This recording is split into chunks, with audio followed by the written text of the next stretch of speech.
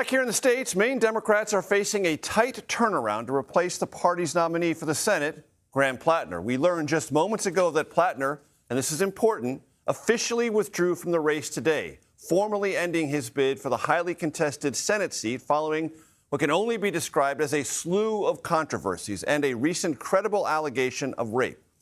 Now Maine's Democratic Party will hold a nomination convention to fill the vacancy. Under state law, a decision must be made by 5 p.m. July 27th. No later than that. Candidates are now submitting their declarations of intent and collecting signatures to get their name on the ballot for that nominating process. They are required to be a resident of Maine and a member in good standing of the Democratic Party.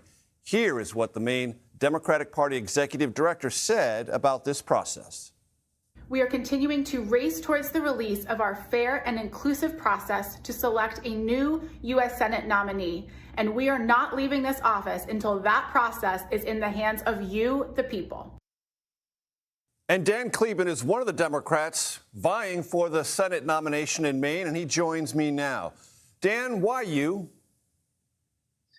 Well, thanks for having me, Garrett. Why me? Because, I think it's clear that there's a hunger for non-career politicians, outsider candidates. People have seen that the status quo simply has not been delivering for them. And that includes Susan Collins, who has been in the United States Senate for almost 30 years. I'm not a career politician. I've spent nearly the last 2 decades or so building a small business that started in my garage, building a brewery from the ground up, but doing it the right way with the motto of do what's right. So we pay a living wage to our employees.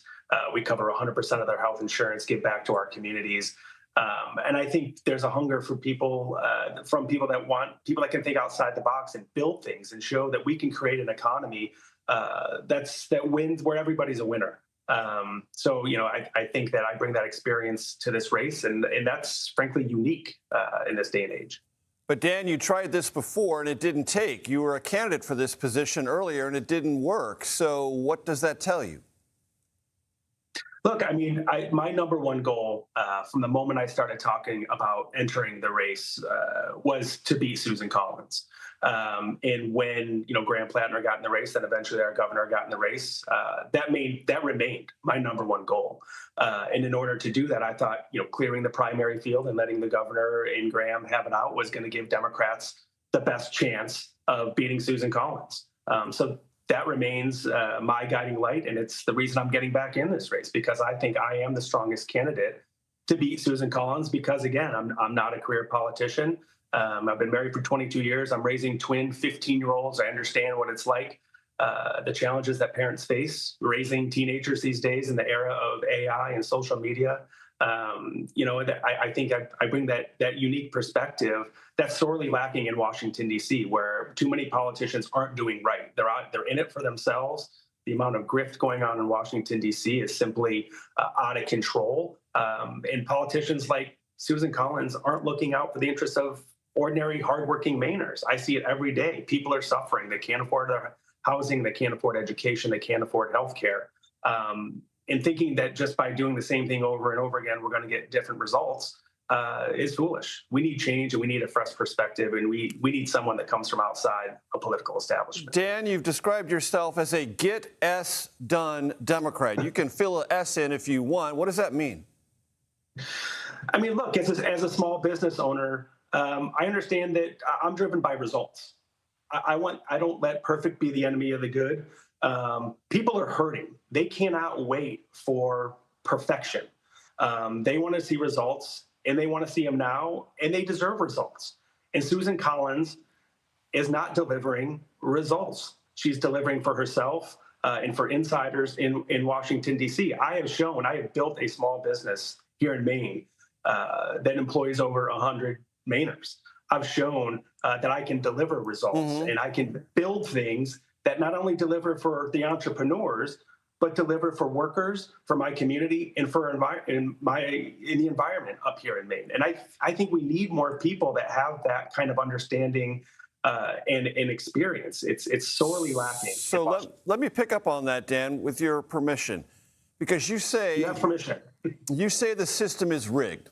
You were laid off during the Great Recession. Then, as you mentioned, you built a craft brewery business, and you worked hard to do that.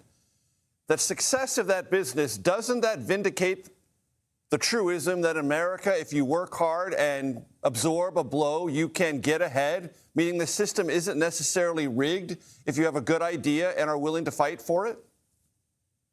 Look, Garrett, amen.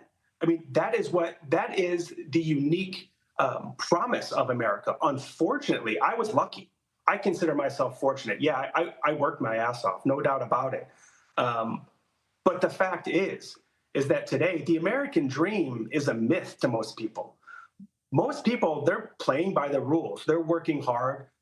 They're going to school. They're graduating.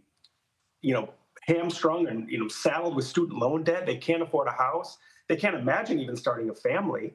I think that the unique proposition of America is that if you work hard and have a good idea, government should be winding your sails. But the reality is that in this day and age, it no longer is. There's roadblocks put up all along the way, and unless you're a well-connected person down in D.C. or born into wealth, you frankly can't get ahead anymore. And that's what's wrong. We need to revitalize the American dream. But you got ahead. I did. Like I said, I consider myself fortunate. I was laid off during the Great Recession. I was saddled with student loan debt at the time. My wife and I, barely had enough money to buy our first home. But the fact of the matter is that too few people have been as fortunate as I have been. We need to break down barriers to success for people. And I will do that in Washington, D.C. I want everybody to have the same opportunities for success that I have had. And Dan, before I let you go, do you understand how this process is going to work, and how will you personally go about trying to secure this nomination? We have the vague contours of the process have been written out by the party. It will be some sort of mini convention with 600 delegates. Each candidate will need to secure signatures, and we're hard at work. We will secure those signatures needed to get on the ballot. And I'm going to work my tail off, making sure that every single delegate that is at that convention knows who Dan Kleban is and knows why I am the best person to beat Susan Collins in November. Dan Kleban, I appreciate the time very much. Thank you. Anytime, Major.